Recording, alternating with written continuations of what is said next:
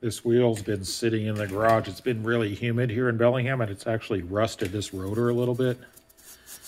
But it does come right off with this Scotch-Brite, which is nice. I'll just do that all the way around before I get it on.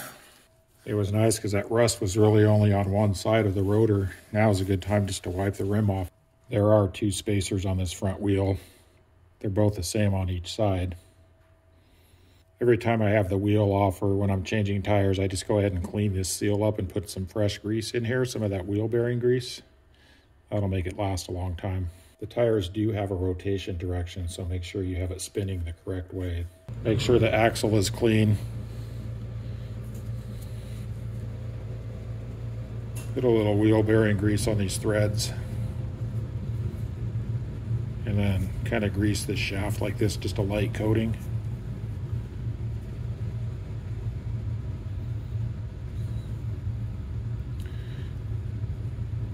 That way it won't rust solid on you. I like to have a clean tray to set it on so it doesn't pick up dirt from the floor or wherever you're installing it. I always have one rag that's really gross to wipe the main grease off, and then seeing this, the old simple green rag's nice because now everything I touch doesn't get all greasy. The one thing I like about this ABBA stand or ABBA stand is you can actually just lower it down so the axle lines up here. So the ABBA stand, this is the hydraulic valve, so I make sure that's shut. And I give it like 2 pumps, actually 1. If you come up here, that takes the pressure off this pin. So now I get the pin out, and you can store that right in here. When I turn this valve, it'll start going down. When I look over by where the wheel's gonna mount, I can undo the valve and it'll come down for me. And I can turn the valve off and it'll stop. Let's see if that's close. So I'm still way too high. So I'm opening the valve. Keeping the wheel out of the way just so I don't hit the rotors. Let's check that now. About another 4 inches. Okay, I'm about 1 inch off. Let's check that. I have it very close now, probably within 1/16 of an inch. I've made sure the tire is rotating in the correct direction. Now I can bring the axle over from the left side. Get it started. That's nice, it's going right in, right where I want it. Coming through to the other side. Just kind of jiggle the wheel a little bit and get those threads started. You might have to twist this a little bit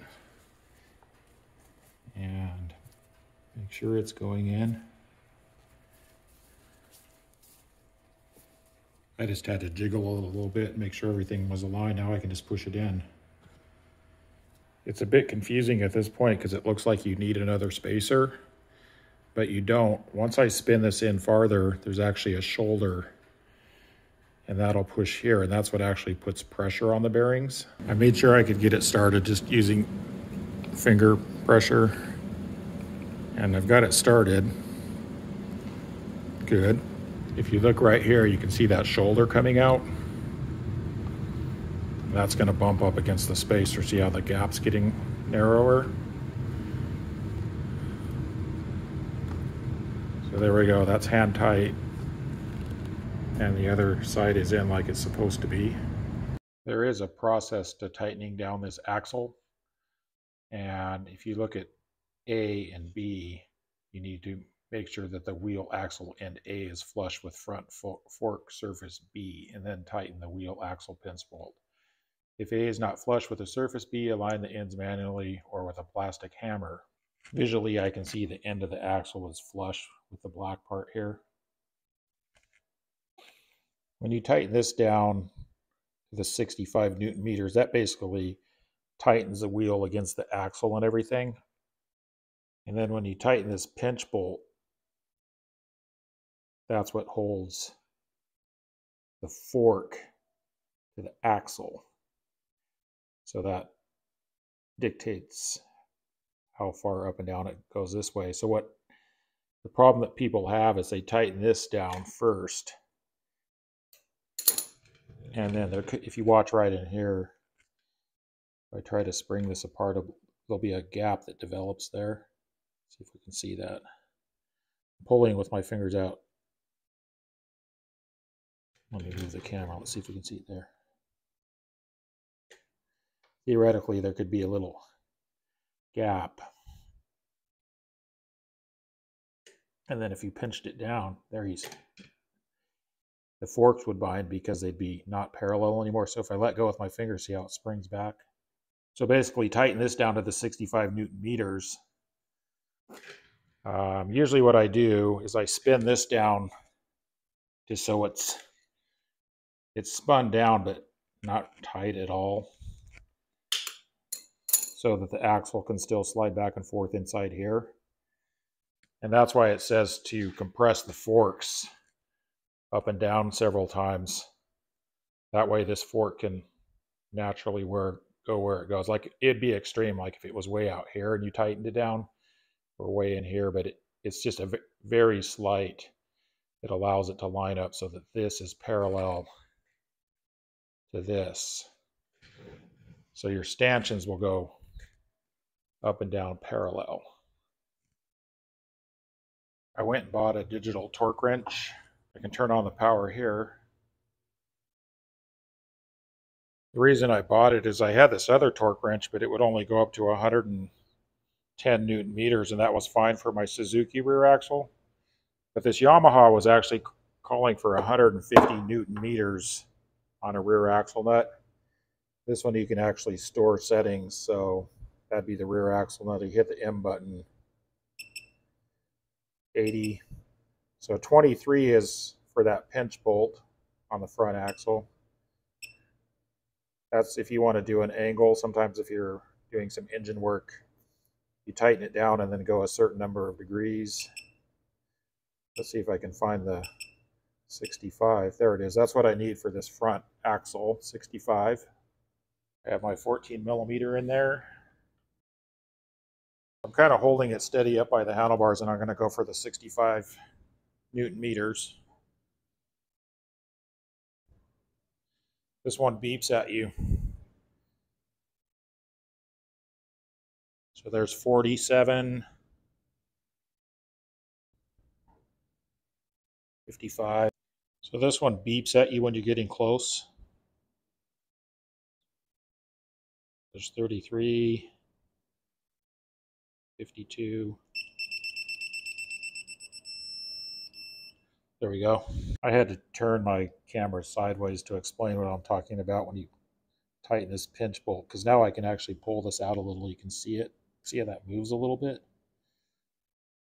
Since the bike is on the stand, there's no way I can compress these right now until I get it off the stand. So what I'll do is just move this with my hand till it settles into kind of its natural position, and then snug this down. I'm not going to go to the full 23 Newton meters yet. I'm just going to go, I don't know, that's probably like 15. And then when I get the bike off the stand, I'll loosen this up, compress the forks a few times, and then retighten that to the 23 Newton meters. As far as the front end goes, all I have to do is get this fender back on, and the brakes, and the brake pads. So the lower bolts get torqued to 23 Newton meters. It's good to do these back and forth a little bit. I already have them snug. I'm just going to go, I did the bottom one, top one, bottom one, top one, then just recheck them. They should be good. I'll just do the other side the same way.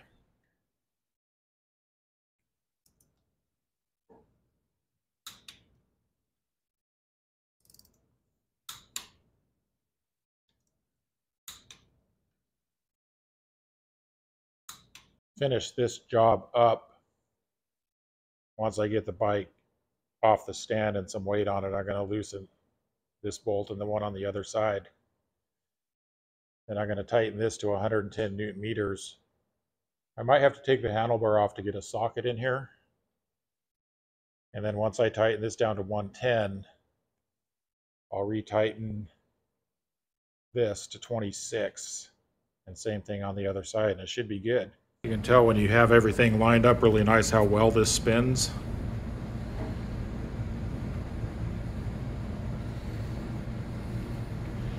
Just keeps going and going like the Energizer Bunny.